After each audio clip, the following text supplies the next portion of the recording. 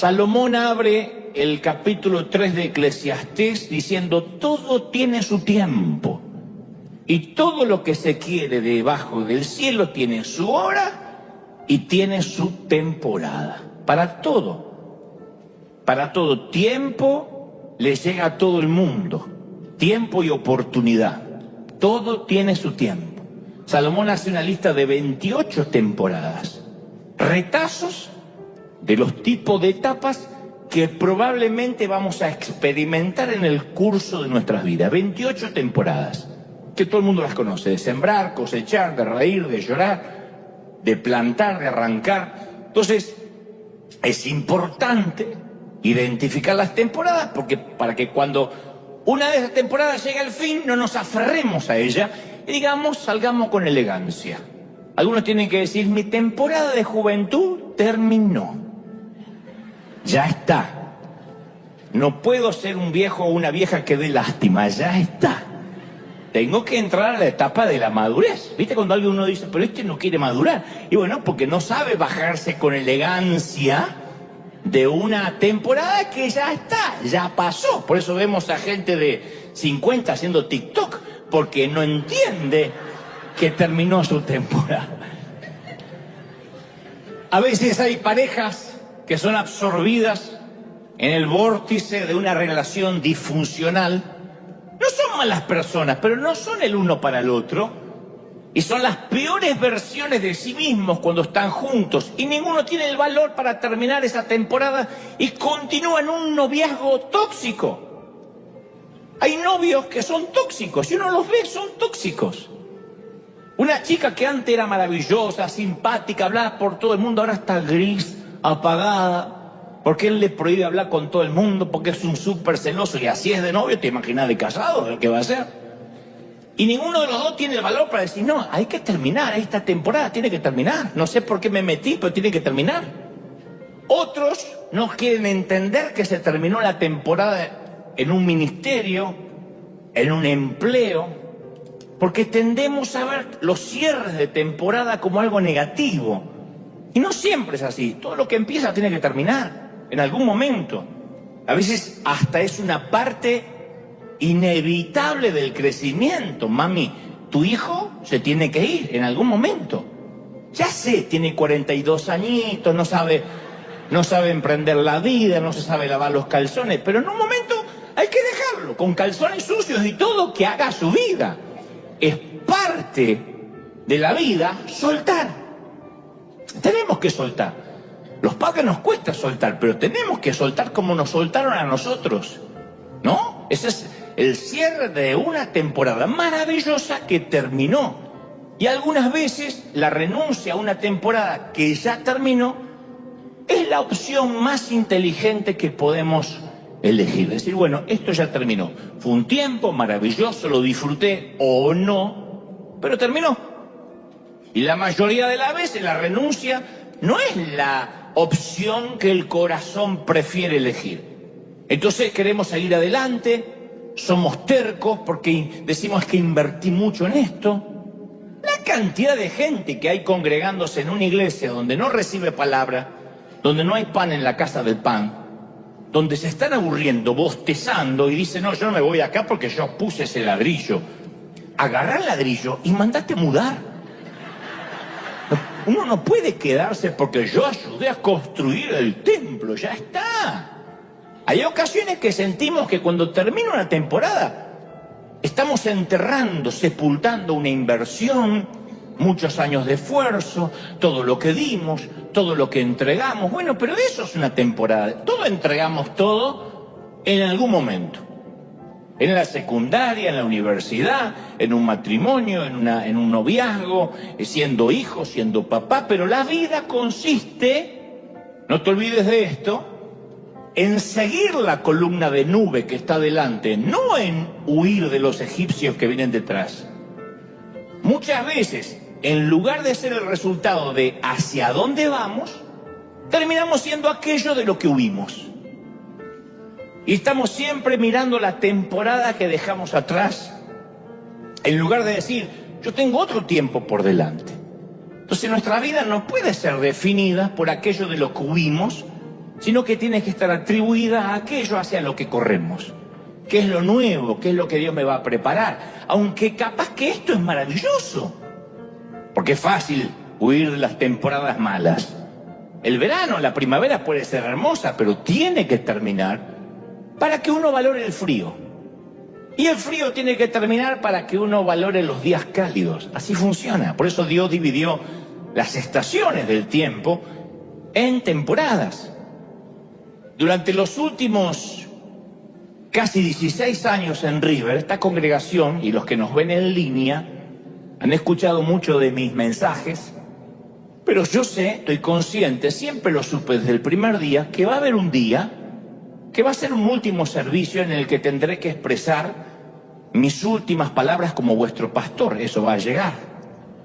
Será cuando me toque pasar a una nueva asignación, o simplemente Dios me diga, hasta acá llegaste, o Dios me quiera llevar, porque diga, se terminó tu tiempo hasta en la tierra. Entonces, aunque los mensajes queden registrados en una cápsula de tiempo y disponibles para quien quiera oírlos, que eso no lo teníamos hace, qué sé yo, 50 años atrás, yo estoy consciente que habrá una última vez en la que me pararé frente a ustedes como su pastor. Pero hasta que Dios me dé una nueva asignación y una nueva temporada, cada uno de nosotros tenemos que preguntarnos, ¿cuál fue la última orden que yo he recibido de parte de Dios? Y hasta no tener una nueva orden, ¿qué fue lo último que Dios nos dijo? El Señor me pregunta a diario, ¿qué es lo último que yo te llamé a hacer? Esto, y eso es lo que estoy haciendo. ¿Cuál es la última orden que te asigné? Dice Dios. Y a veces decimos, Señor, dame tiempos nuevos, dame órdenes nuevas, dime a dónde tengo que ir ahora. Y Dios dice, ¿qué es lo último que te encargué? De manera que te voy a pedir la fidelidad por eso que te encargué. Hay una anécdota que dice que el general San Martín le dio órdenes a su cabo que no dejara pasar absolutamente nadie al polvorín del regimiento con botas erradas y espuelas. Hasta que un día el propio San Martín quiso pasar al regimiento con las botas puestas. Y el cabo le dijo, lo siento, o se quita las botas o no lo puedo dejar entrar. Parece que era de River este. Son sus órdenes, señor.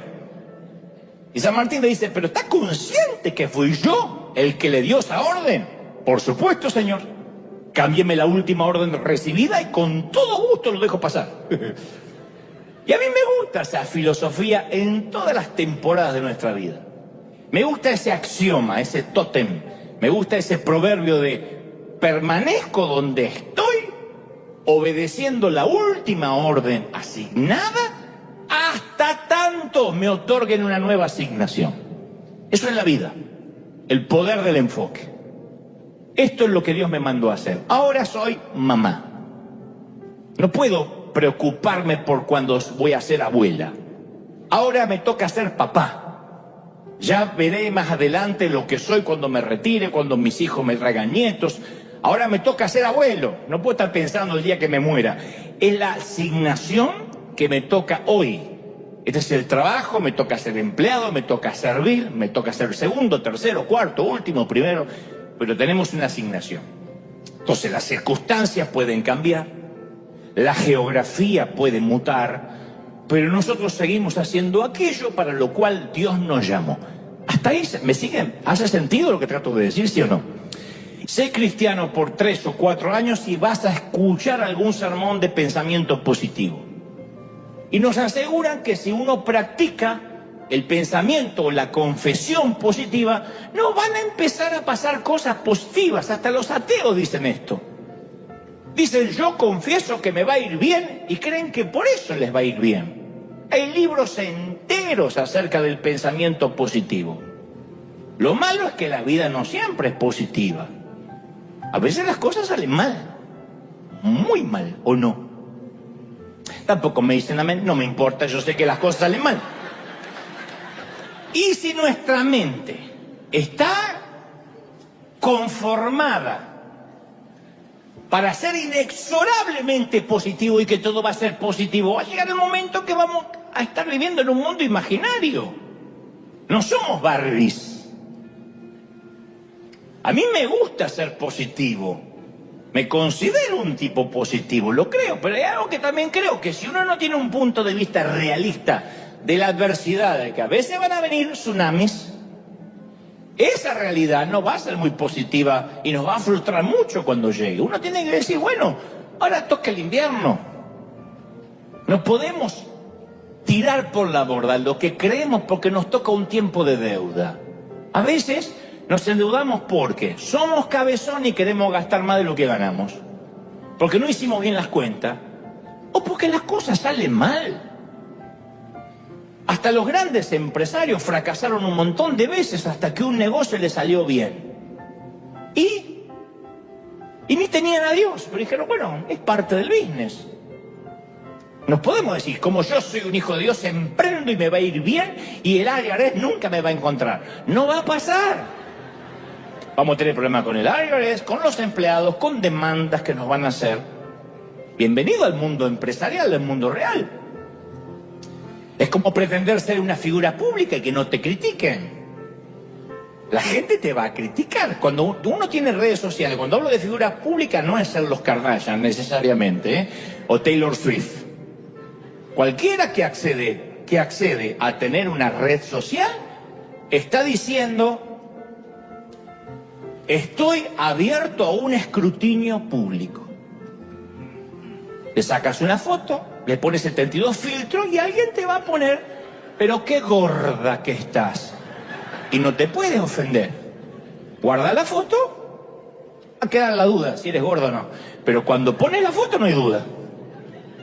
Alguien, a mí me pone todo el tiempo, pero esto y lo otro, que vive de los diezmos, que es un sinvergüenza, pero si yo me estoy exponiendo, la gente que está allí, merodeando, no haciendo nada, con su trasero sentado en una silla, dice, o en el peor de los casos, en el celular, y opina, eso es parte de la vida. Entonces uno tiene que saber que la vida no va a ser de color de rosas, que la gente nos va a criticar, sino vamos a vivir en un mundo de fantasías. Y David no era muy dado a la fantasía. Cuando vio que le llegaba el peor momento, o uno de los peores momentos de su vida, o la peor temporada hasta ahora, recordó la fidelidad de Dios. En el Salmo 71 sigue diciendo: en ti, oh Jehová, yo me voy a refugiar, para no ser avergonzado jamás. Socórreme, líbrame con tu justicia, inclina tu oído, sálvame. Sé para mí tu roca de refugio, a donde yo pueda recurrir todos los días de mi vida. Tú me has dado mandamiento para salvarme, porque eres mi roca, eres mi fortaleza. Entonces yo veo que cuando David enfrenta la prueba difícil, tiende a recordar quién es Dios. En este momento no puede ver quién es Dios, porque los hijos le quieren quitar el trono, lo quieren matar. Entonces tiene que ver quién es Dios en el pasado, porque Dios no cambia. David entendía que en las temporadas difíciles, cuando uno está bajo el frío, bajo la nieve, tiritando, uno tiene que recordar que hubo un verano. Y si hubo un verano, el verano también va a regresar. Él tenía que recordar que Dios lo iba a honrar, aunque sus propios hijos ahora no lo estaban honrando. Él lo comprendió. Las cosas pueden estar peor, pero Dios nunca cambia. Lo que cambia son las temporadas. Dios sigue siendo igual. ¿Estamos de acuerdo? Como dijo un poeta, Dios es el punto fijo en un mundo cambiante. Dios nunca cambia. Y David agrega: Dios mío, líbrame de la mano del impío, de la mano del perverso, del violento, porque tú, Señor, oh Jehová, eres mi esperanza. Seguridad desde mi juventud. ¡Qué lindo! En ti he sido sustentado desde el vientre. Mirá hasta dónde se fue David. Desde el vientre. Tú me elegiste. Desde las entrañas de mi mamá, tú fuiste el que me sacó. Por eso te doy mi alabanza. No estás pensando en la temporada anterior, se va hasta el nacimiento. Me permitiste nacer, bien podía no haber nacido. Me diste vida. Impresionante. Y lo primero que expresa David es: Dios mío, líbrame de la mano del impío. Líbrame. líbrame de la mano del perverso, del violento. Así abre él la oración. David tenía varios enemigos peligrosos que le producían una tremenda ansiedad. Y todos nosotros hoy, aunque no somos un rey, no somos monarcas, no somos guerreros, tenemos enemigos con los cuales luchar. Quizás no nos persigue como a David un filisteo, pero alguien puede que esté disgustado con nosotros o solamente le caemos gordo. Hay gente que le caemos mal. Dicen que uno le cae bien a la mayoría de la gente y a la minoría de la gente le cae mal, o a veces es exactamente al revés, a veces es 50-50. Pero uno no le puede caer bien a todo el mundo.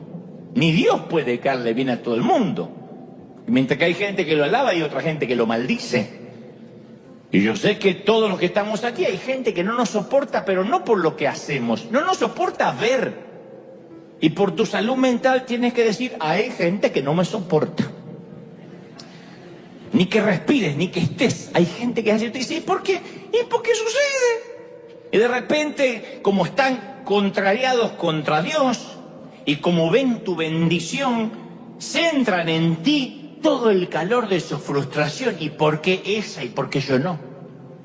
Y te pueden detestar por el cuerpo, porque todavía tienes tantos años y conservas el cuerpo de hace 10 años atrás, y a ella le pasó un camión por arriba, o detesta que te hayas venido a Estados Unidos y que trabajando te forzaste, lograste tener una mejor comodidad de vida, y dice, pero ¿por qué yo no? No sé, o que Dios te bendice.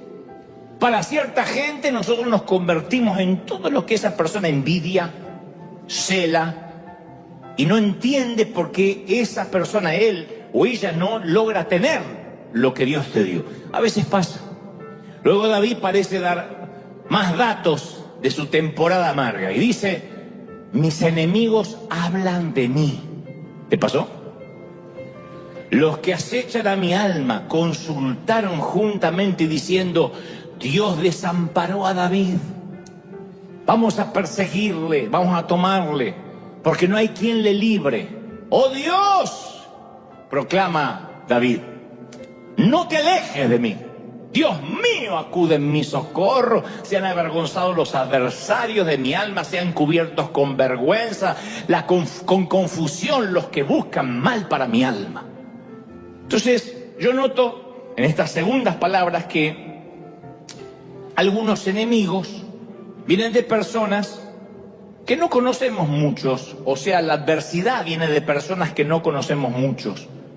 Pero otros no son enemigos en el sentido etimológico de la palabra. Las personas a veces más cercanas a nosotros también pueden herirnos. En esta temporada la coalición que causaba el problema de David no estaba integrada por filisteos, por gigantes u otra tribu ajena. Los enemigos de David eran personas de su círculo íntimo, de su propia familia. Entre ellos estaban sus amados hijos Absalón y Adonías. Además había otra hija que no le hablaba seguramente. Tenía muchos problemas familiares. Y estos dos hijos, Adonías y Absalón, trataron de usurpar el trono. Entonces a veces la herida más profunda la causa quien está más cerca. Ninguna herida es tan dolorosa como la que nos hace alguien a quien amamos, en quien confiamos. Una casa dividida contra sí mismo es una prueba terrible, y yo sé que muchos están llegando a fin de año viviendo esa temporada. Un invierno que no esperaban. Llegar a casa y que no te hablen, o que te hablen mal, o hijos que se meten en la habitación y te ignoran todo el día, o estás con alguien que solo cruzas información y no puedes abrir tu corazón, y estás viviendo un tiempo difícil, álgido, y dices, yo no sé por qué estoy viviendo esto. Bueno, David lo expresa en este tsunami que no sabemos si lo vio venir, pero menos lo sintió. Y luego finalmente David le habla a Dios de una manera descarnada, sincera. Le dice, Señor, tú has hecho grandes cosas. ¿Quién como tú, oh Dios? Pero tú también me has hecho ver muchas angustias, Tú también me has hecho ver muchos males. Suena como un pase de facturas a Dios. Pero David está diciendo que las temporadas difíciles pueden venir de enemigos, de gente cercana, pero también pueden provenir de la misma usina de Dios. Esto es algo que cuando lo pensamos como hijo nos cuesta entenderlo. Cuando lo pensamos como padre lo comprendemos más. Hay ocasiones que los padres tenemos que permitir cosas en nuestros hijos que podríamos evitarles. La mamá que le evita o pretende evitar, o el papá que le pretende evitar todo el dolor a su hijo, va a criar, valga la redundancia, un malcriado o un mal aprendido. Va a crear un mocoso o una mocosa que cualquier frustración van a hacer un escándalo, porque el papá y la mamá quisieron que nunca tengan ningún problema. Uno como papi trata de evitarles los problemas cuando son chiquitos. Hay un momento, como decía recién, que hay que dejarlos. Si bien daríamos lo que sea para evitarles cualquier tipo de dolor, si realmente los amamos, a veces tenemos que permitirles que se den sus propios golpes. Estoy hablando en términos metafóricos. Nadie me dice amén, igual yo sé que es la verdad. Tienen que golpearse solos. Yo no sería el hombre que soy si mis padres no me hubiesen soltado para que yo me golpeara solo. Yo siempre doy gracias que no fui un nene de mamá.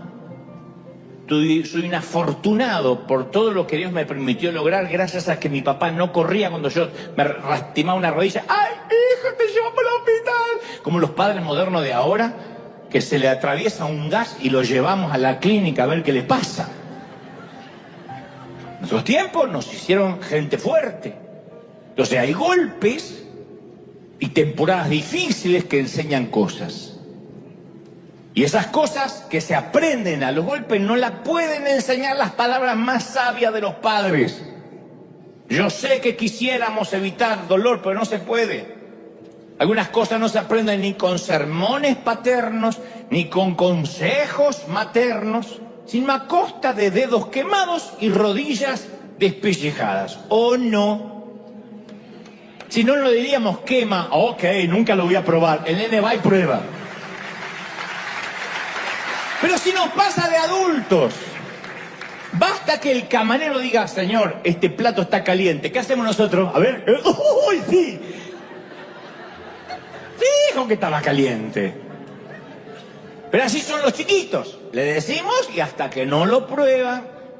Entonces David dice, tú me has hecho ver muchos males, me tuviste que enseñar a los golpes. Y como digo siempre, Dios permite ciertos trancazos dentro de un ambiente divinamente controlado. No es que Dios da la vuelta y te dice que te golpees. Él está mirando, observando. En las temporadas difíciles, Él está mirando nuestros trancazos porque es un ambiente controlado. Dios sabe que hay temporadas en que sus hijos van a salir más maduros, vamos a salir más maduros, más sabios, pero tenemos que atravesarlo. El Salmo 71:7 continúa diciendo, como prodigio, dice David, como ejemplo, yo he sido a muchos y tú eres mi refugio fuerte. Yo digo, ¿de qué hablaba David cuando se refería a esta temporada, a este tsunami? David era una figura pública. Sabía que todo el mundo estaba observando lo que él hacía. Los líderes cristianos sabemos mucho de esto, aún los que preservamos bajo 7 llaves la vida privada. Yo siempre digo, la vida privada es privada. Mi llamado tiene que ver con el mensaje que Dios me asignó, no con tener que mostrar mi vida, porque cuando uno se quiere poner de ejemplo, después falla y la gente dice, pero ¿cómo puede ser si era un ejemplo? Entonces, uno tiene que preguntarse si Dios quiere que andemos por la vida mostrando lo que pertenece a nuestras cuestiones privadas. Siempre aclaro, autenticidad no es falta de privacidad. Nadie tiene que usar las redes sociales necesariamente para mostrar cómo va al baño y si está duro de vientre. Y decir, haciendo fuerza porque hoy no hace falta. Es que soy auténtico. No, estás abriendo una puerta que te va a costar horrores cerrar. Después cuando se metan en tu vida, lo vas a querer sacar y alguien te va a decir, como suele decir la prensa, tú nos abriste las puertas. A ti te interesaba mostrar cómo vivías. Tú mostrabas las fotos de los cumpleaños y la foto familiar feliz. Entonces, cuando hay un problema, también queremos saber del problema. Uno no puede discernir y decir, no, métanse en lo bueno y en las cosas malas no opinen, porque uno abre la puerta. David había abierto la puerta. Todo el mundo conocía los detalles de los problemas familiares del rey. Porque no solo era el rey, sino que también era un hombre que siempre hablaba de Dios. Y ahora el mundo veía que tenía los pies de barro. Y él le decía a Dios, Señor, yo he sido de ejemplo, yo he sido un prodigio para la gente. He sido un prodigio para muchos, son las palabras, las frases que utilizan. Ahora lo que quiero es esconderme en tu refugio. Y esta palabra va para muchos que sienten que ya no quieren la opinión de nadie. Lo único que quieren es esconderse. Como decía David, quien me diera alas me mandaría a mudar lejos. Hay gente que dice, basta, estoy harto de la opinión de la gente. Quiero esconderme en el Señor y que solo me importe la opinión de Él. David reconoció los límites de su sabiduría y estaba dolorosamente consciente de sus limitaciones, de sus debilidades, y se lo expresa al Señor. Dice, Señor, yo he sido un ejemplo, pero hoy solo quiero refugiarme en ti. Acto seguido David dice, líbrame en tu justicia, inclina tu oído, sálvame. Es un SOS. Es el grito más básico que a veces grita el alma. Señor, quiero salir. Y yo dirijo este mensaje a los que a esta altura del año, acá y en casa, están diciendo, para el mundo, Señor, que me quiero bajar. No aguanto más. No aguanto más. Estoy a la fiesta, estoy llegando así, reptando. Creo que ni caminando llego a las fiestas. No puedo más. Este año ha sido duro.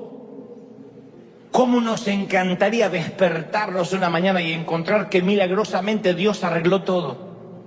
Que vamos al banco y aparecieron $100,000 de la nada. Alguien que se equivocó.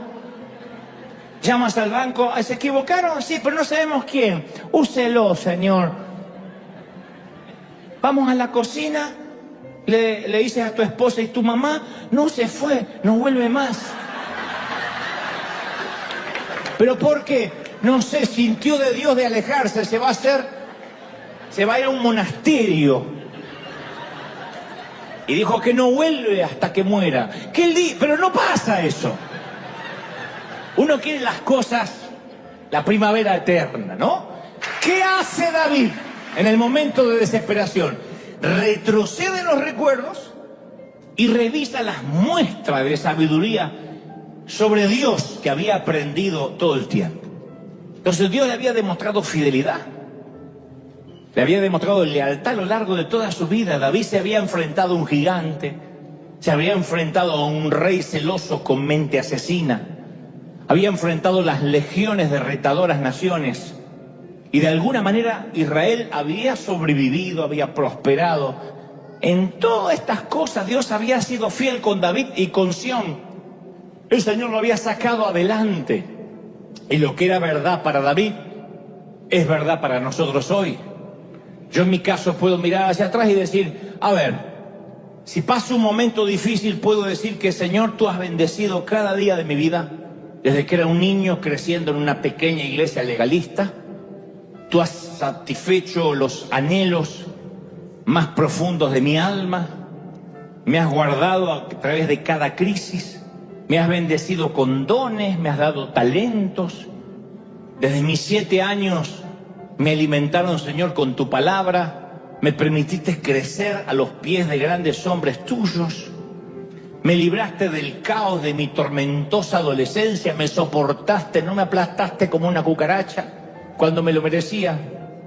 Me vigilaste a través de la escuela secundaria, en mis años de torpe rebeldía, en las temporadas de debilidad. Me sostuviste a lo largo de las primeras etapas del ministerio, cuando todo el mundo me criticaba sin piedad, cuando pude haber tirado la toalla, abandonar todo, abandonar tu obra, Señor. Cuando recuerdo los años pasados, desde el vientre de mi madre, y cómo transformaste en ese chico tímido a un hombre de fe, yo puedo decir, tu fidelidad es grande. Entonces yo te pregunto, ¿y cuanto a ti? ¿No podrías escribir un salmo hoy, ahora? En cuanto a ti, si tuvieras que escribir un salmo ahora, improvisar 3 o 4 o 5 cosas que te vengan a la mente que hablen de la gracia de Dios.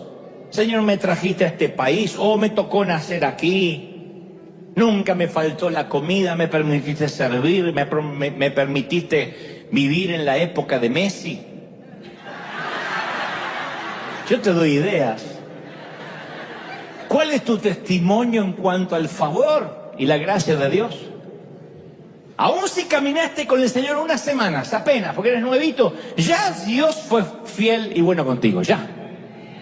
Y la fidelidad de Dios es un recordatorio de cuánto nos ama Él y que Él no perdió nunca el interés en nosotros, nunca. Él no va a cambiar y lo que ha estado haciendo por la eternidad fielmente no lo va a cambiar ahora. Pero las temporadas difíciles extraen de nosotros nuestra mejor versión, siempre. Y nos prepara para lo que viene, siempre. Primera de Pedro 1:7 dice, para que sometida a prueba vuestra fe, mucho más preciosa que el oro fino, el cual, aunque perecedero, aunque desechable, se prueba con fuego, sea hallada en alabanza, gloria y honra cuando sea manifestado Jesucristo. Él habla de las pruebas, no dice, esto es algo atípico. Y Pedro se une a David al afirmar que el fuego templa el acero de nuestro carácter. Sí. El salmista dijo en el Salmo 119:67, antes que yo fuera humillado, andaba descarriado. Pero ahora que fui humillado, guardo tu palabra.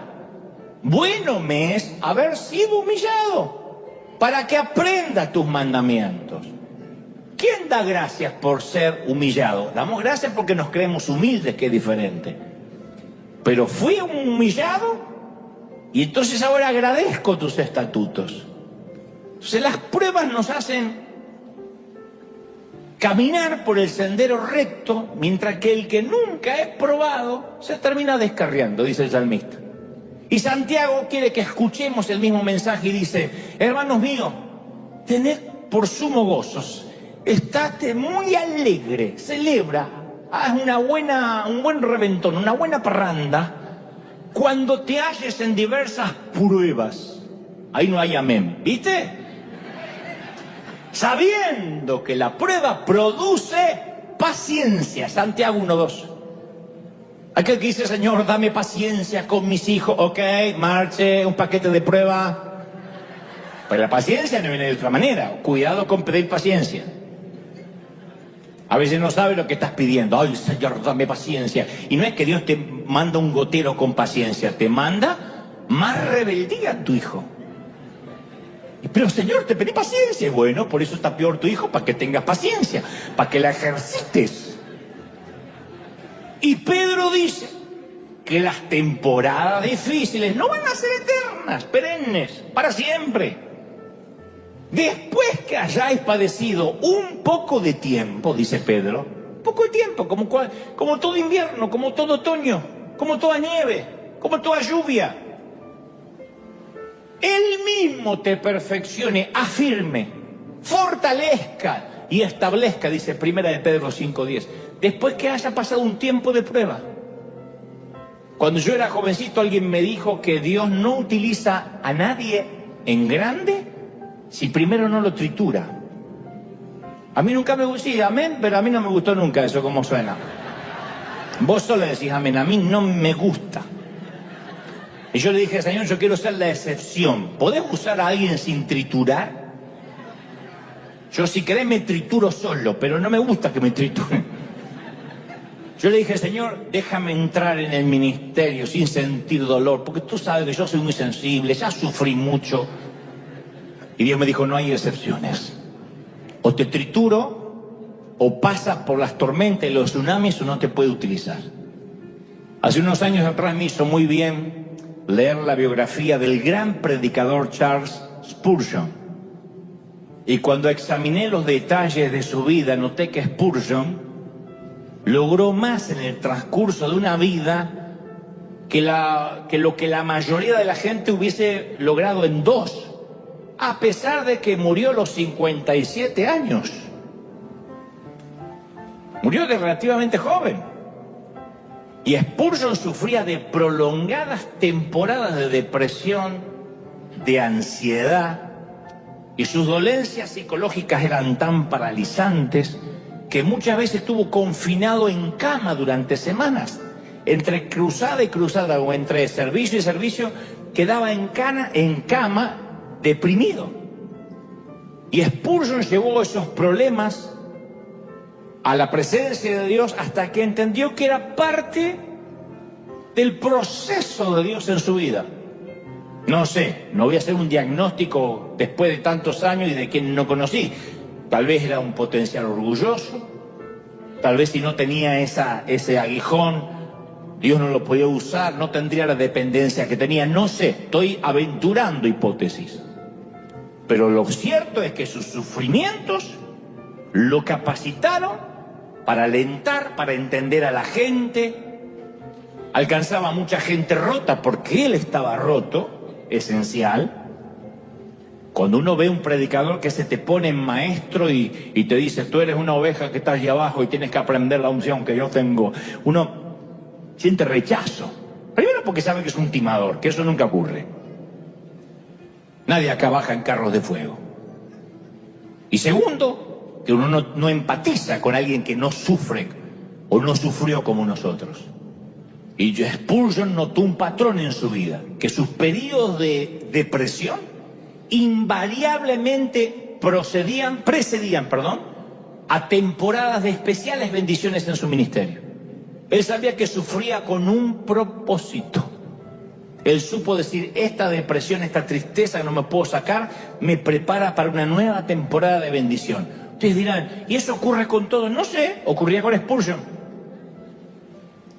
Y este hombre psicológicamente frágil publicó 3.500 sermones, escribió 135 libros y todavía se lo conoce como el príncipe de los predicadores. Entonces Dios tiene un propósito para cada prueba. La vida no va a ser fácil. El que te dijo que es fácil es porque o no vivió la vida o te está engañando. Y cuando uno no conoce a Cristo, entra a la batalla de la vida sin armaduras, sin armas.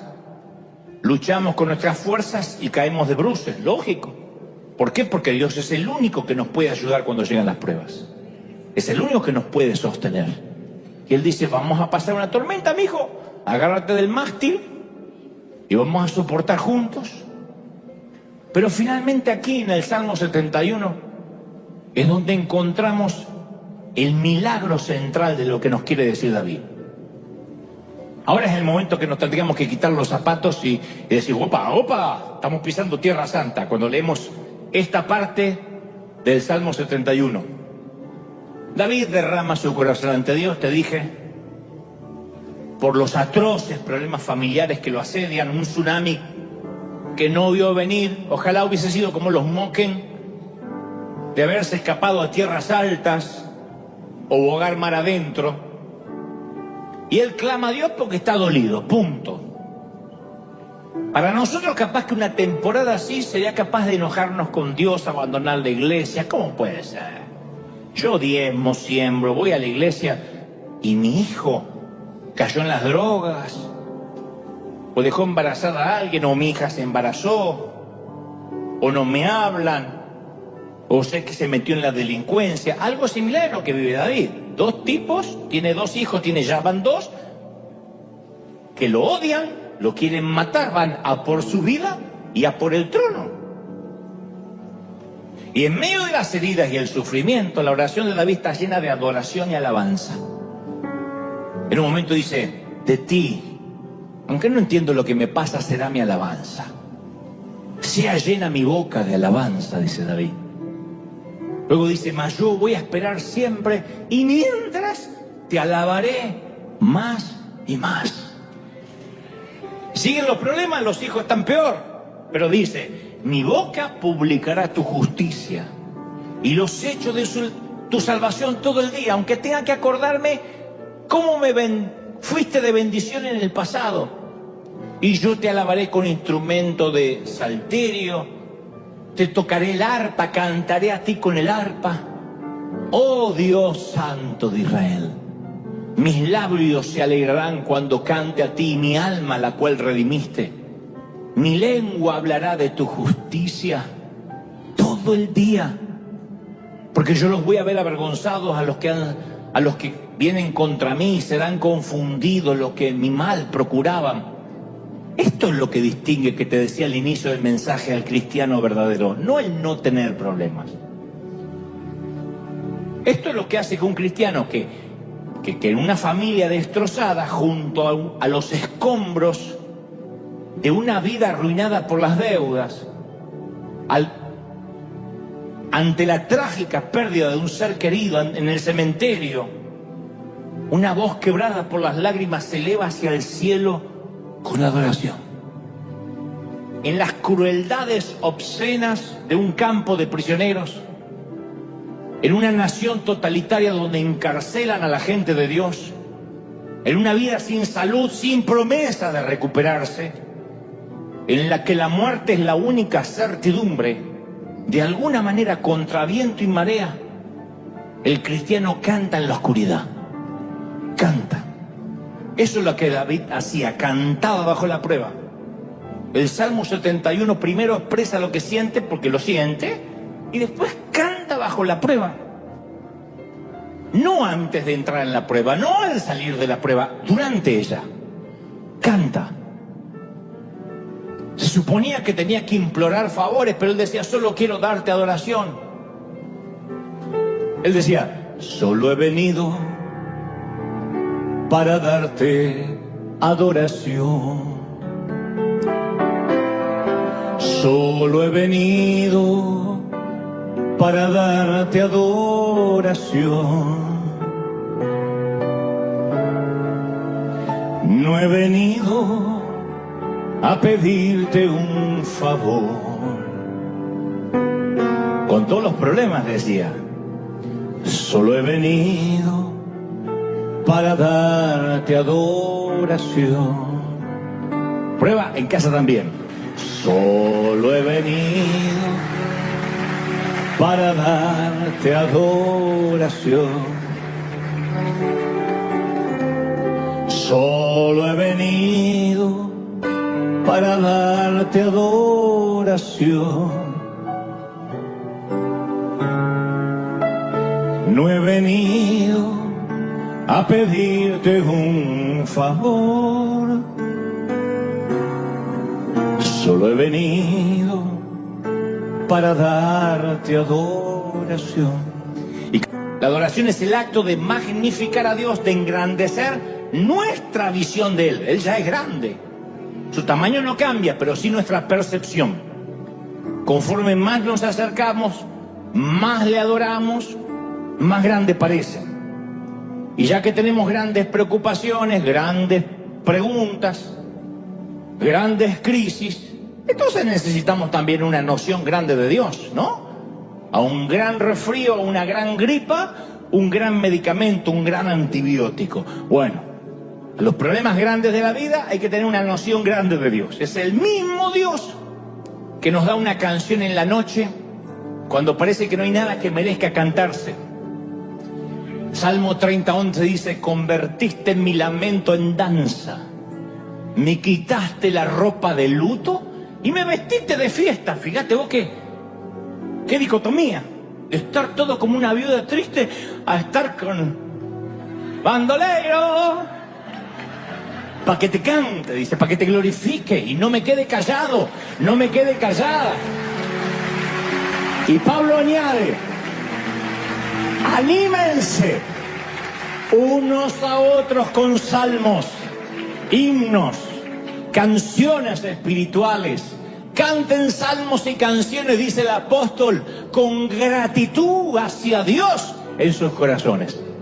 Y algunos de los momentos más tiernos tienen la marca de una canción, ¿o no? Hasta en un funeral de quien amamos, los cristianos cantamos, porque consiste en decir lo bueno que es Dios, a pesar de que no entendemos por qué hoy estamos arrojando un puñado de tierra sobre el ataúd. Adorar es como apretar la tecla refresh en la computadora. Nos restaura el gozo de la salvación, nos calibra el espíritu, nos renueva la mente. Una de las formas más puras de adorar es cuando uno no tiene ganas, ni motivos para hacerlo, porque eso demuestra que nuestra adoración no depende de las circunstancias, que uno es adorador. Uno es adorador. Hay acá mexicanos, salvadoreños, colombianos, dominicanos. Yo soy argentino, aunque la Argentina tenga buenos o malos gobiernos, gane el mundial o no lo gane, que por cierto lo gana mucho, pero si no lo ganara, sigue siendo argentino. Cuando tenía 15 años, yo pasé una prueba muy difícil, quizá el momento de mayor soledad que recuerde de mi niñez. Me había cortado 2 dedos de la mano derecha en la carpintería de mi padre y pasé 2 noches internado sin que nadie quisiera quedarse conmigo a cuidarme. Ustedes dirán, tenías 15 años. Sí, pues yo era un nene, yo me sentía solo, era un niño. Nunca me había quedado solo, nunca había dormido fuera de casa. Y mis padres dijeron, nosotros no vamos a dormir en una silla ahí, no hay lugar cómodo para nosotros, se pueden dar una muda. Puedo hablar de mis padres porque ya no están se los aguanta Dios ahora los 2. Y yo tenía mucho miedo de perder la mano. Y con mi mano colgada en un arnés y lleno de lágrimas recuerdo que comencé a cantar. Decía, vine a adorar a Dios. Canta con la manito así. Vine a adorar a Dios. Vine a adorar su nombre. Vine a adorar a Dios. Bueno, métanse en la clínica y acompáñenme. Vine a adorar a Dios. Vine a adorar a Dios. Vine a adorar su nombre. Vine a adorar a Dios. Víctor Frank, el sobreviviente del Holocausto judío, escribió acerca de las experiencias en el campo de concentración nazi. Y él dijo, a los prisioneros se les arrancaba todo, la ropa, las fotos, el nombre, y le daban un número. Hay algo que no podían quitarle. A un hombre se le puede quitar todo, menos una cosa. La última de las libertades humanas es escoger su actitud ante las circunstancias, ante las pruebas. Entonces la decisión más importante que vamos a tomar para el nuevo año es escoger nuestra actitud. Yo no te voy a timar y prometer que el invierno tuyo se va a ir pronto, pero sí te voy a enseñar que la adoración es la mente dominando la materia. La adoración cambia la atmósfera espiritual. Y el propósito de algo maravilloso que no entendemos. Como te decía, yo no sé cuándo Dios va a cambiar mi asignación y tampoco sé si lo va a hacer. Pero hasta tanto Dios me dé una nueva orden, yo me apropio de las palabras del mismo David con las cuales termina el magnífico Salmo 71. Bueno, casi lo termina, 71, 18. Dice, aún en la vejez y en las canas, no me desampares, hasta que anuncie tu poder a la posteridad y tu potencia a todos los que han de venir. Yo tomé el versículo de David como mis últimas órdenes de marcha, a menos que él me diga otra cosa. Declarar la potencia a todas las generaciones que puedan y quieran oírme mientras yo esté vivo en este planeta. Quiero adorar su nombre, quiero proclamar su poder no solo a esta generación, sino a los nietos. Quiero cantar bajo la prueba y enseñar a cantar a quien me quiera escuchar. Y quiero dejar esto grabado en la cápsula de tiempo, junto con otros miles de mensajes para cuando yo ya no esté aquí. Porque yo me habré ido, pero la palabra continuará viva. Y yo seguiré adorando a Dios, solo que del otro lado del sol. Mientras tanto, mientras que estemos de este lado del sol, te invito a cantar junto conmigo, para que Dios nos lleve donde nos quiere llevar. No estaríamos aquí si no fuera por aquella bendita tempestad. Entonces Dios sabe hacer las cosas, ¿o no?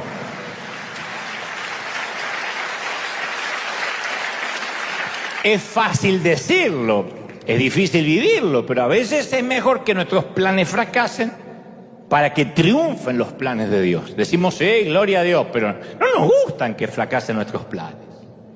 Entonces Dios se vale de tormentas que parecen que nos sacan de nuestro destino, pero en realidad nos llevan al verdadero destino que Dios había preparado para nosotros. Pero ese cambio, ese enroque, no nos gusta vivirlo. Y claro que hay vida después de las tempestades, claro que hay vida. Yo he llegado a la conclusión que no hay nada que sacuda mejor nuestro mal rumbo que un diagnóstico malo, que un despido, a veces los documentos de un divorcio, el golpe a la finanza. No hay nada que nos sacuda más. No te estoy diciendo que te lo deseo, digo que al principio sentimos la desorientación del naufragio, ¿cómo no? Pero lo bueno de esto es que nos obliga a buscar a Dios con una intensidad que no hubiésemos tenido de otra forma.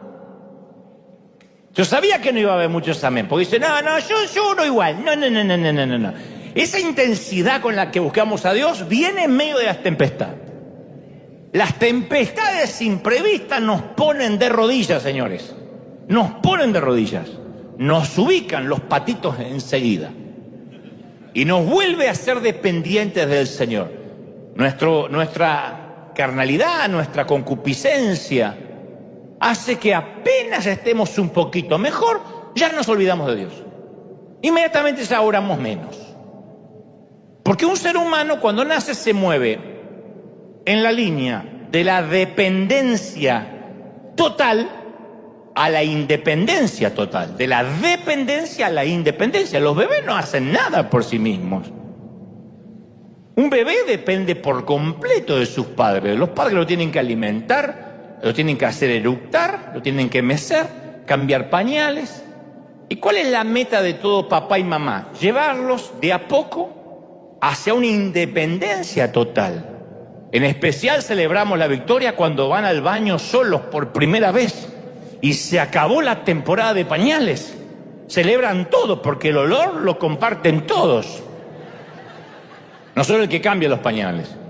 Entonces, una sana relación entre padre e hijo va pasando de la dependencia a la independencia. En cambio, una sana relación con Dios se mueve siempre en el sentido contrario. Espiritualmente hablando, comenzamos en un estado de independencia total. No necesito a Dios, hago lo que se me antoja, pero vamos a madurar espiritualmente y cada vez nos hacemos más dependientes de Dios. Más maduros, más dependientes, al revés. Aprendemos cada vez más a vivir de la dependencia diaria. Cada vez más decimos, basta el afán por el día de hoy, basta. Voy a pelear el día de hoy con las energías de hoy. No voy a pensar en el mañana. Ese es el principio de la sabiduría. Sabes que eres un hombre o una mujer sabia el día que vives un día a la vez y estás a salvo por un día. Hoy es domingo, este es mi día. Eso es dependencia de Dios, eso es. No estoy diciendo no planificar, no estoy diciendo no tener planes, lo que digo es liberarte de la ansiedad, porque el mañana te roba las energías del hoy. Mañana tendrás fuerza para resolver lo que venga mañana. Hoy es hoy. Eso es, por excelencia, la dependencia de Dios. Voy a vivir el hoy. Basta el día con su afán. ¿Por qué te afanas si no podrás hacerte crecer un codo a tu estatura? ¿Por qué te afanas por lo que vas a vestir, por lo que vas a comer? Basta la gracia para el día de hoy. Eso es el principio de la sabiduría. Pero para que aprendamos eso, a veces Dios tiene que dejar que crucemos alguna tormenta, porque algunos somos cabezones. Tal vez ustedes no, pero este señor que les habla es muy cabezón. Y es la única manera que a veces tenemos de conocer más el carácter de Dios. Pero a veces estamos más interesados en conocer la voluntad de Dios que en conocer el carácter de Dios. Mucha gente que quiere conocer la voluntad de Dios. ¿Qué quiere Dios para mi vida? ¿Y dónde voy a vivir? ¿Qué casa me voy a comprar? ¿Cuándo me la voy a comprar? ¿Con quién me voy a casar? Quiero saber la voluntad de Dios para mi vida. No, quieres que Dios sea tu horóscopo. Conocer a Dios es querer conocer su carácter, cómo es, no qué te va a dar. Y uno no puede conocer la voluntad de Dios si no conoce primero el corazón de Dios. Entonces lo que nosotros llamamos proceso, prueba, crisis, tormenta, Dios lo llama propósito.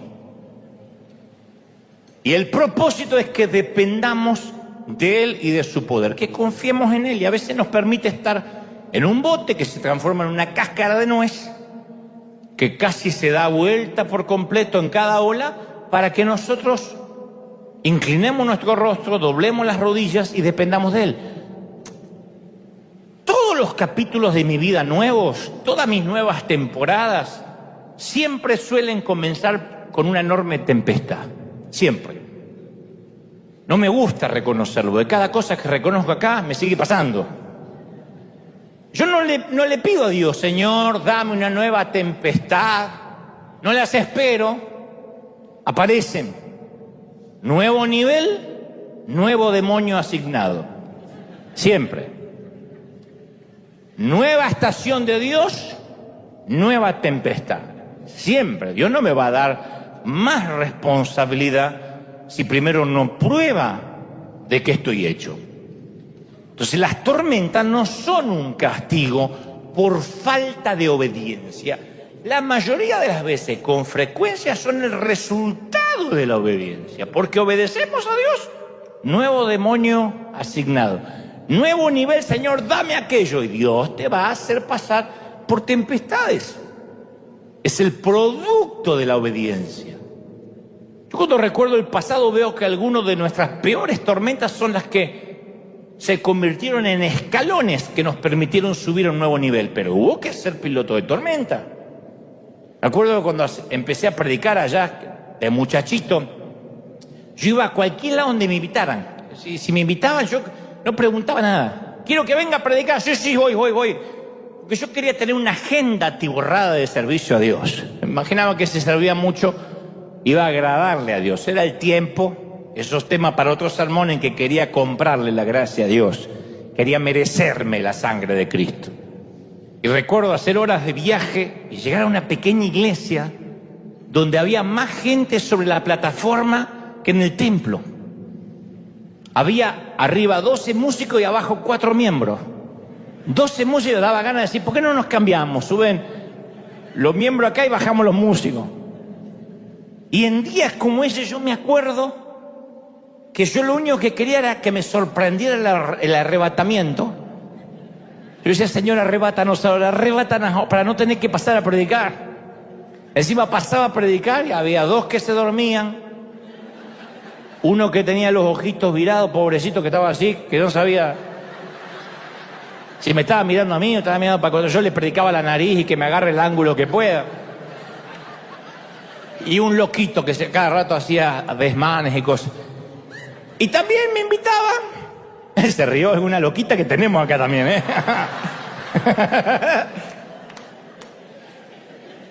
y también solían invitarme a campamentos, donde me paraban ante jóvenes que habían estado todo el día jugando, nadando en la piscina, y apenas se sentaban 10 de la noche, que era el horario de servicio, se dormían profundamente. Y ni hablar de otros emprendimientos que alguna vez comencé creyendo que Dios me había enviado a hacer, y las recuerdo como las temporadas más vergonzantes, más desilusionantes de mi vida. Pero cuando uno recuerda algo en su pasado y hace, y cierra los ojos porque vuelve a sentir la vergüenza de entonces. De eso tengo, no te las voy a contar porque no te importa, pero tengo un montón. Pues no las cambiaría por nada. Porque esos fracasos en alta mar, cuando los manejamos de una manera inadecuada, pueden ser devastadores, traumáticos. Puede dejar una marca en el engrama mental para siempre. Cuando aprendemos de ellos, es lo mejor que nos puede pasar. Entonces las tempestades nos enseñan las lecciones más valiosas. Yo sé que quisiéramos no aprender de ellas, no pasar por ellas, estar exento de ellas. Pero las tempestades impiden que nos atribuyamos el éxito, el mérito, o que no demos por sentado de que jamás vamos a tener problemas, que viviremos. Claro, nosotros decimos vamos a vivir de victoria en victoria, pero para vivir de victoria en victoria hay que vivir de batalla en batalla. Entonces descubrimos que cuando nos caemos de jeta al suelo, Dios está allí para levantarnos de nuevo. ¿Cómo vamos a descubrir eso si nunca fracasamos o creemos que nunca vamos a fracasar? ¿Dónde está Dios? Cuando el mundo se embravece, cuando la noche se pone fea, ¿dónde está Dios? Nos preguntamos eso independientemente de la estatura espiritual que tengamos, no importa lo que nos dedicamos. Se lo ha preguntado desde el apóstol Pablo a Billy Graham y hasta el que recién se ha convertido, ¿dónde está Dios? Porque todos conocemos esa noche de tempestad cuando el enemigo es demasiado grande, el trabajo demasiado pesado, el futuro demasiado incierto y las respuestas demasiado pocas. Entonces, algunos hemos estado en la tempestad durante tanto tiempo que a veces nos preguntamos, ¿será que todavía estoy en el mapa? ¿O terminé en cualquier parte? Estamos en una nueva normalidad, nos acostumbramos, aferrados a una balsa, sin la menor idea de cuánto falta para que esta crisis termine. Y ahí estamos. Y en esas ocasiones hasta la fe se hace difícil. Y ni te digo cuando te da una palabrita y te dice, bueno, confía en el Señor, hermana, hermano, ya va a salir. Pero el que está en la tormenta es uno. Entonces oramos, derramamos nuestro corazón delante de Dios y no hay respuesta, no hay sentimiento de cercanía. No hay consuelo en la Biblia, uno va a la Biblia y no encuentra nada, parece que habla cualquier cosa menos lo que uno necesita. El espíritu se vuelve árido, el alma se pone como estéril de tanta tormenta que no para. Porque no es solo que estamos en el mar, sino que el mar se mete dentro nuestro, el agua se nos empieza a meter en el bote, en la pareja, en los hijos, en las finanzas. Y es la sed que produce el agua salada del océano, que uno está rodeado de agua y ni siquiera puede beber. Y uno mira hacia Dios y parece que Dios no tiene apuro.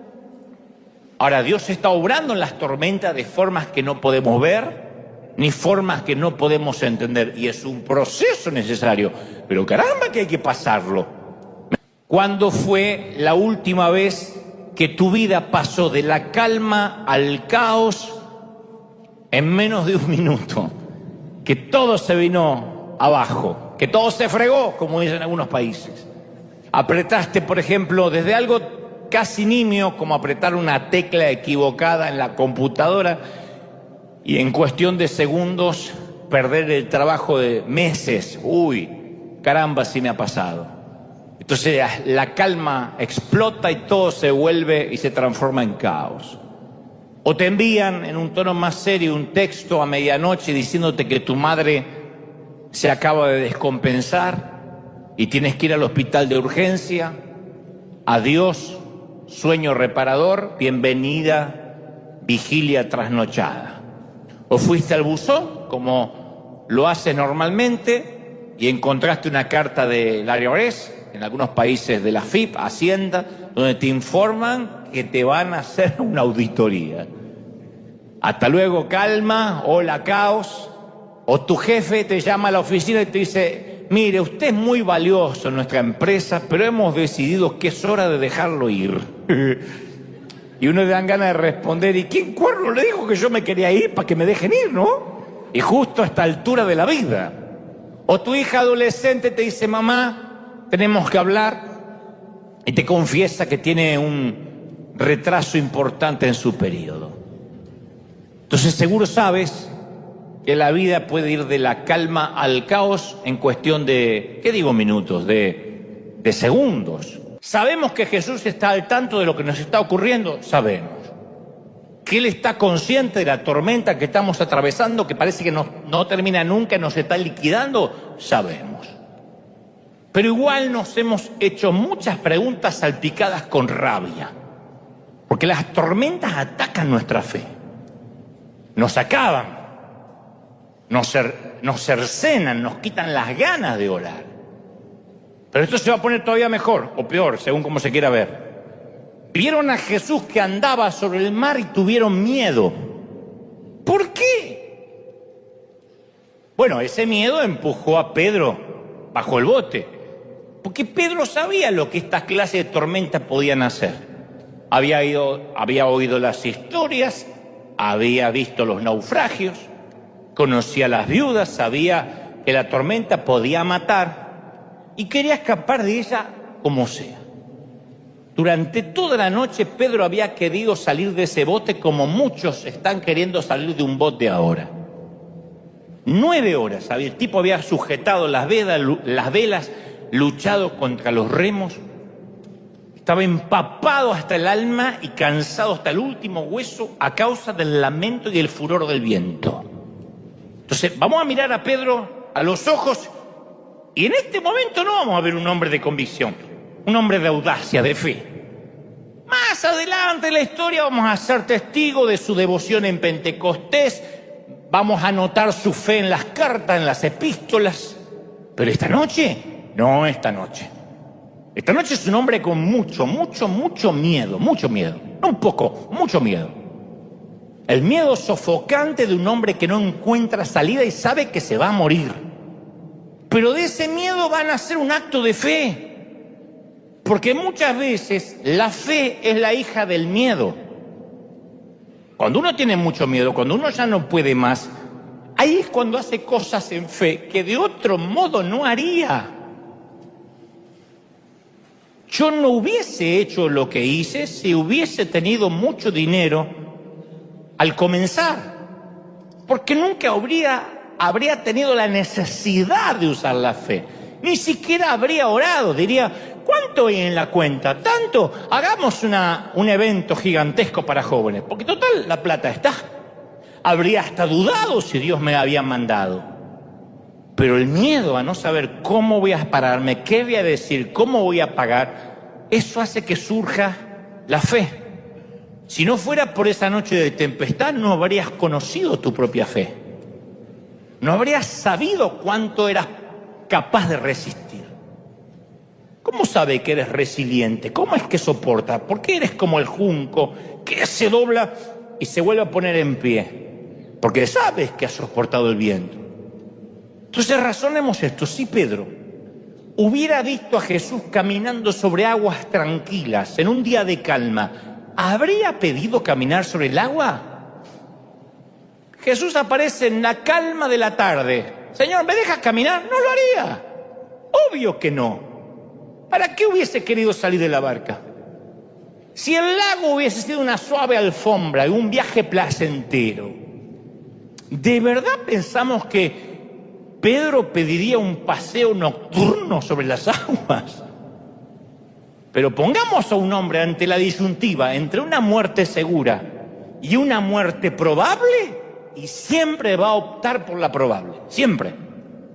En la misma desesperación de las víctimas del 9/11, en el atentado a las Torres, cuando veíamos que ante el calor de las llamas se tiraban al vacío. Y uno dice, ¿por qué se tiraban al vacío? Porque en su mente, dicen quienes estudiaron ese fenómeno, la gente pensó, aquí es una muerte segura, al vacío no sé qué haya abajo, quizás sobreviva.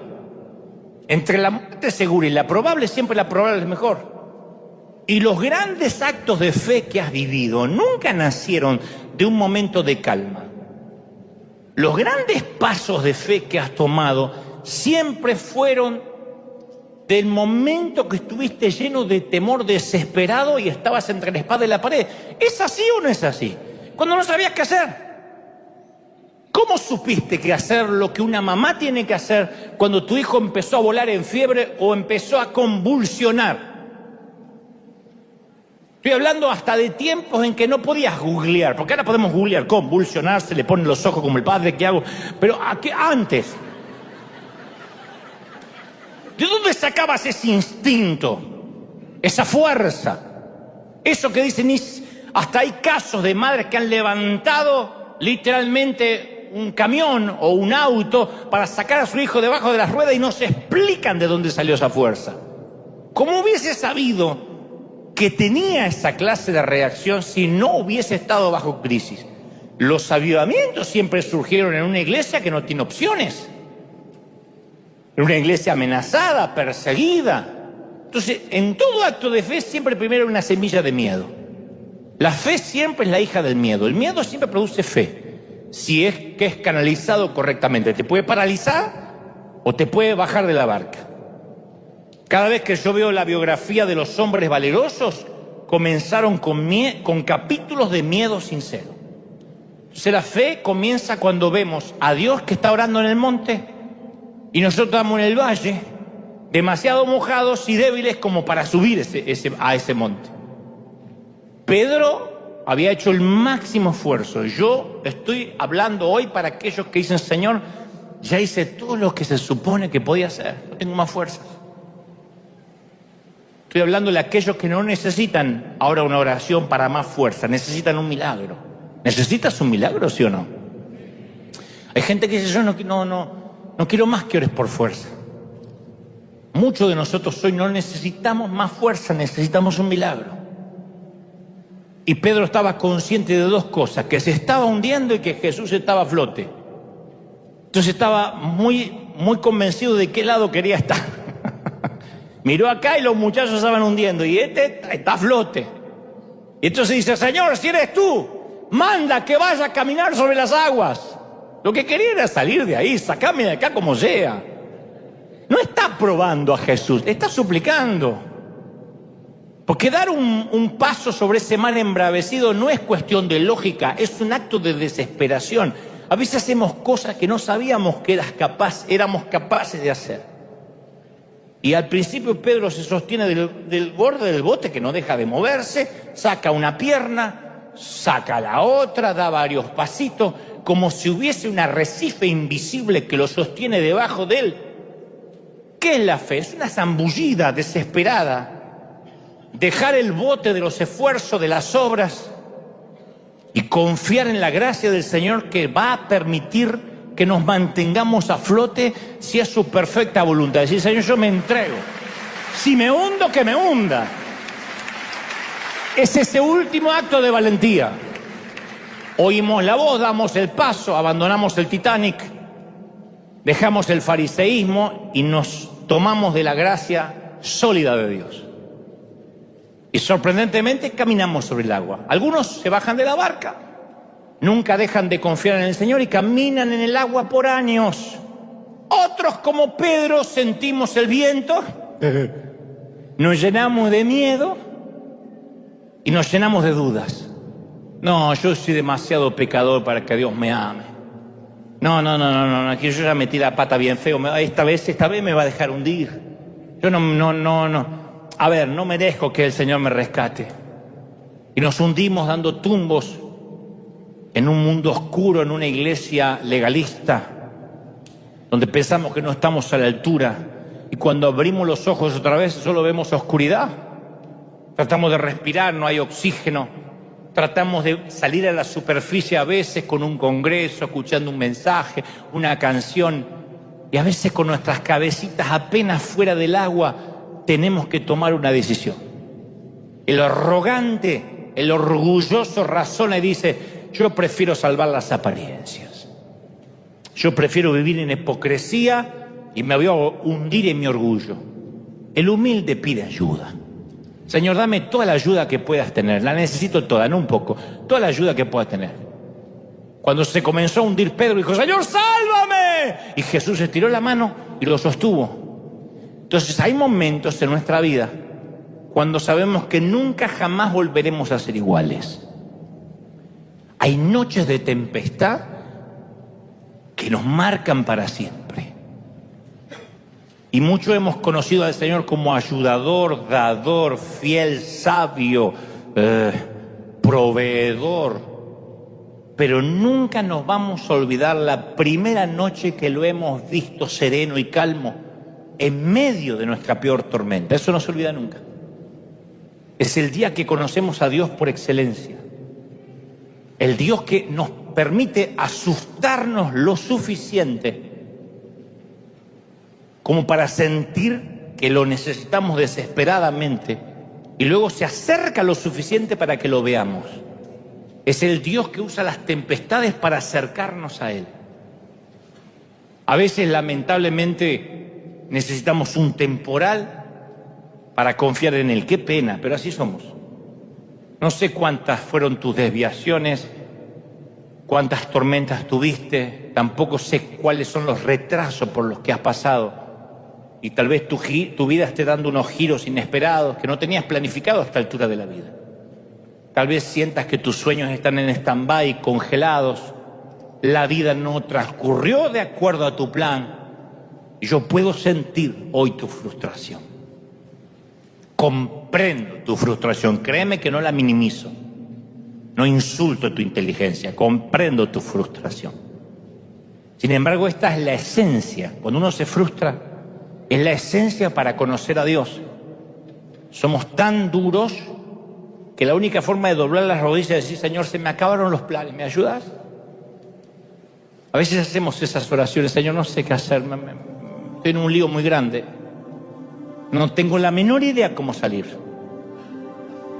Cuentan que un día un campesino le pidió a Dios que le dejara a él decidir los climas para que le rindieran sus cosechas. Dijo: déjame que yo decida cuándo hay sol, cuando hay calor, cuando hay frío. Y Dios se lo concedió. Entonces, cuando quería el campesino lluvia ligera, llovía. Cuando pedía sol, brillaba en su esplendor. Necesitaba más agua, hacía llover un poquito más.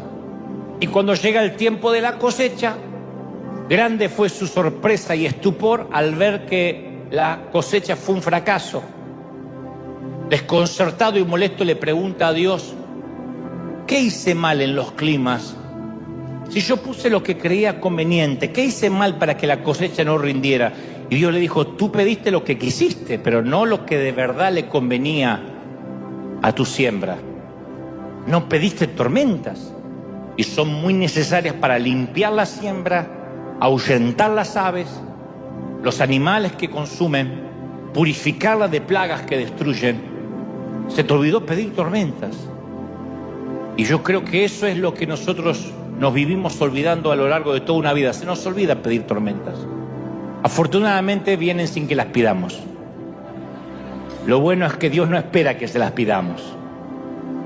Y yo sé que estás en una noche de tempestad y el clima destemplado se asoma por los 4 puntos cardinales. Y esto se concentra en tu pequeño bote.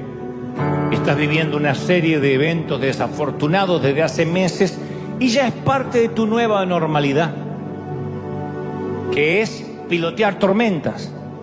Les hablo, y este mensaje va para los que están en casa, que se levantan mojados y se acuestan más empapados aún. Y te acostumbraste a irte a la cama exhausto.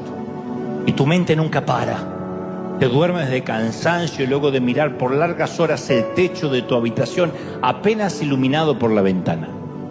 El Salmo 46 dice: Dios es nuestro refugio y nuestra fuerza, y siempre está dispuesto a ayudarnos en tiempos de dificultad.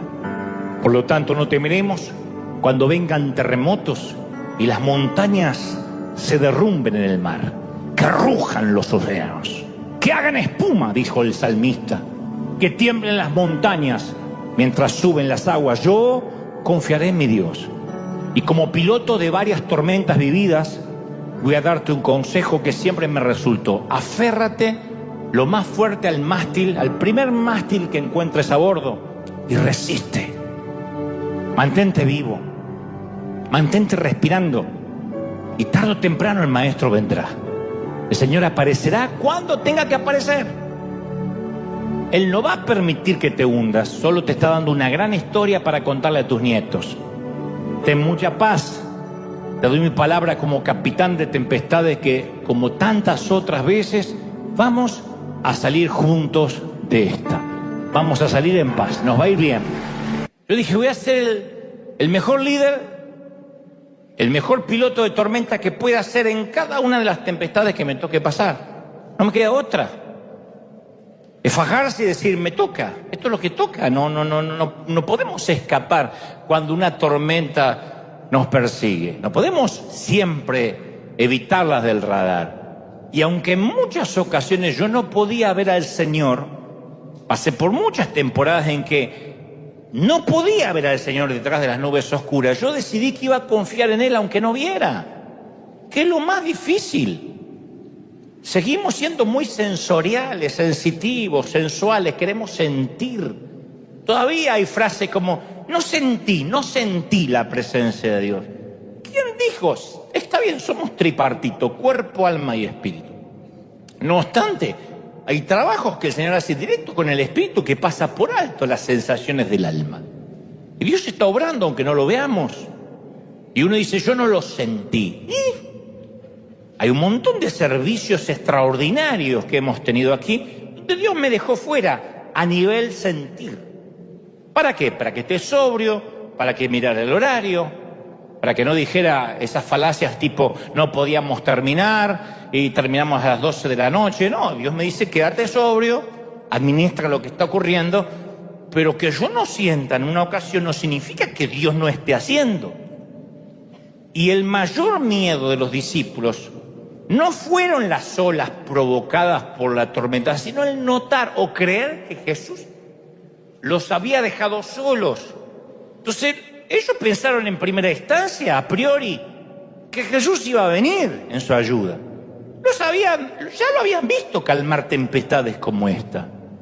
En ese mismo mar lo habían despertado durante una tormenta y Él ordenó que los cielos guardaran silencio. Habían visto cómo aquietaba el viento, cómo suavizaba las olas. Así que dijeron, sin duda va a bajar del monte. Pero no bajó. Y los brazos de los muchachos se empezaron a cansar de remar. Y de Jesús no se sabe nada. 3 horas, nada. 4 horas, nada. Y los vientos más embravecidos y la nave dando tumbos. Y de Jesús, nada. Y llega, promedia a la medianoche. Habían estado en el mar por 6 horas. 6 horas de tormenta. El domingo pasado un dinosaurio hizo una orinita y algunos se quedaban en la casa. 6 horas de tormenta. No, si tengo una herida que me va a durar un par de domingos. 6 horas.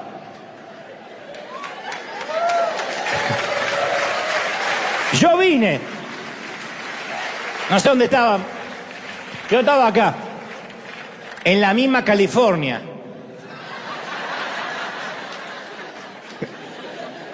Seis horas. Y todo ese tiempo luchando contra la tempestad y tratando de ver si llegaba el maestro. Hasta aquí la tormenta va ganando.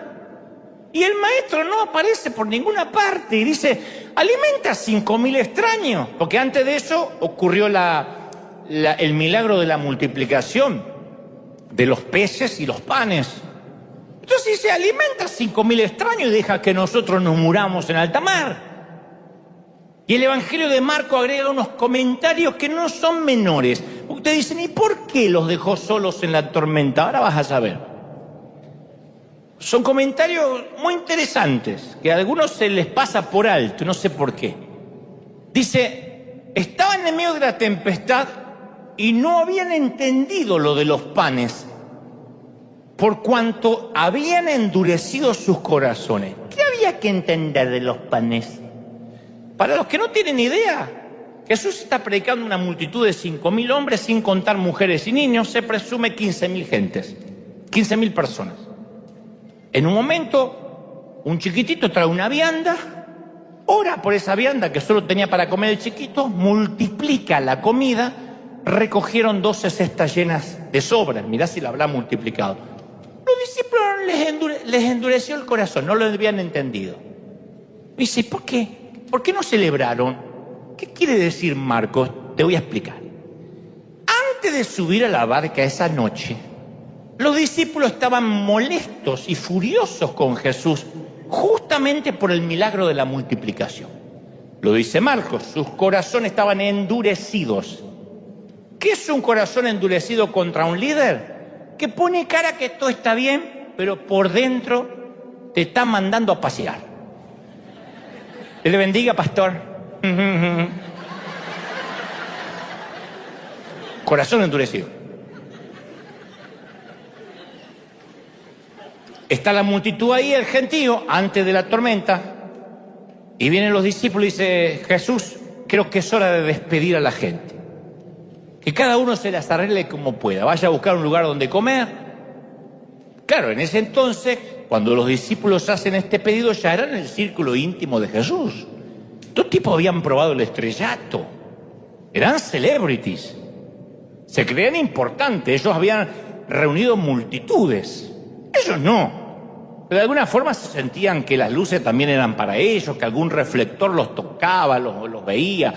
La gente seguramente les pedía autógrafos. Peter, ¿me firmas? Y Pedro firmaba. Eran los músicos de Luis Miguel. Así que luego